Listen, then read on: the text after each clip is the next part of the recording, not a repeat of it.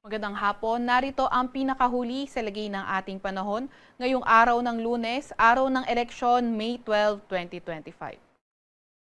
Sa kasalukuyan nga ay ang frontal system nakakaapekto sa extreme northern Luzon, samantalang easterlies o yung mainit na hangin galing karagatang Pasipiko ang nakakaapekto sa nalalabing bahagi ng ating bansa. Itong frontal system, asahan natin na magdadala ng maulap na papawirin, mga kalat-kalat na pag-ulan, pagkidlat at pagkulog sa Batanes, pati na rin sa Cagayan.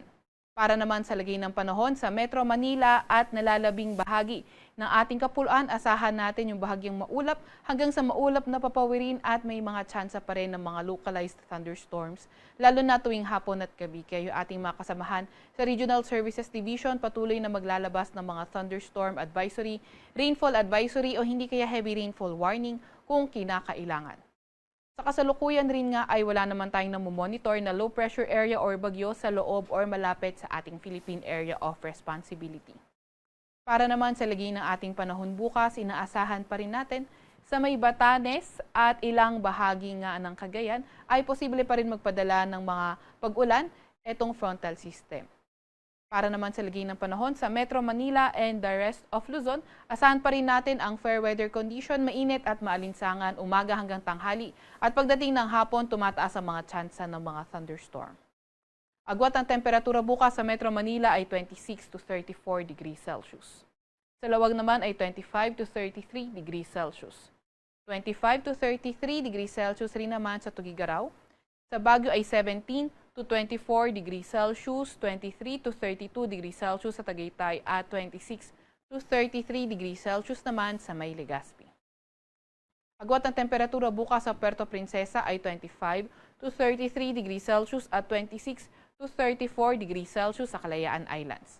Para naman sa lagay ng panahon bukas sa may Visayas at Mindanao, inaasahan natin patuloy pa nga rin ang fair weather condition at may mga tsansa pa rin ng mga localized thunderstorms lalo na tuwing hapon at gabi. Agwat ang temperatura bukas sa Cebu ay 27 to 33 degrees Celsius.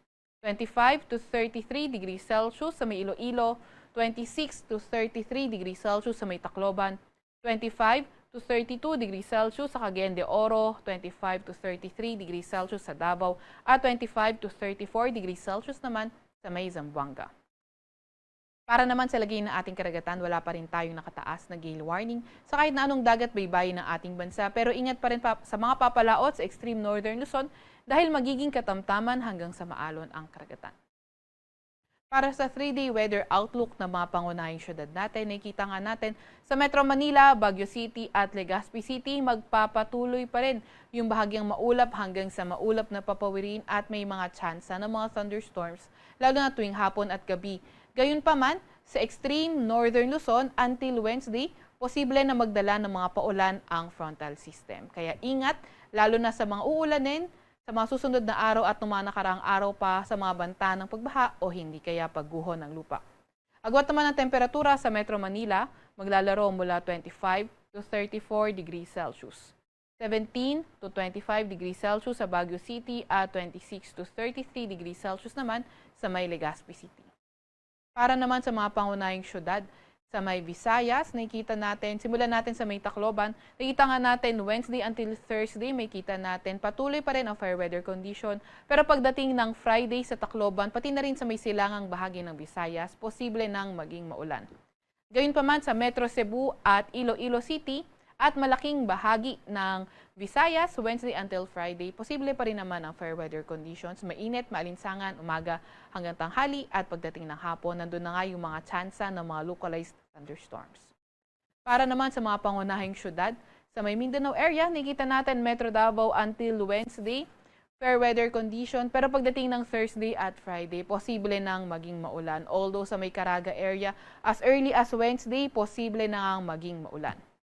Gayunpaman sa may Cagayan de Oro at Tacloban City at sa nalalabing bahagi ng Mindanao, Wednesday until Friday, nakita pa rin naman natin na magpapatuloy ang bahagyang maulap hanggang sa maulap na papawirin, mainit at maalinsangan morning until noon at pagdating ng hapon, nandun na nga yung nagsisimula ang mga tsansa ng mga thunderstorms. Sa Metro Davao, maglalaro ang agwat ng temperatura mula 25 to 33 degrees Celsius. 25 to 33 degrees Celsius sa Cagayan de Oro at 24 to to 34 degrees Celsius naman sa may Zamboanga City. Papansin na nga natin yung pagdalas ng mga thunderstorms lalo na tuwing hapon hanggang sa gabi at meron tayong mga ilang tips na ibabahagi. So una, kung tayo ay nasa labas, pumasok tayo sa isang enclosed na building. Lumayo rin tayo sa mga bagay na nagko-conduct ng electricity katulad nga ng puno, tubig, power tools, scaffold, at mga light poles o utility poles. Kaya kung may nakita rin tayong mga kable na nakahang, huwag natin itong hawakan at ipagbigay alam sa ating barangay o kaya mga DRR officers. At huwag tayo mag-stand out in the open. Kung tayo nga ay nasa open area, hanggat maaari tayo ay mag-squat at magtakip ng tenga. Nag-squat tayo para it makes us a smaller target kung may kidlat at kino-cover natin yung ating ears para protektahan ang ating tenga sa malalakas na tunog ng kulog.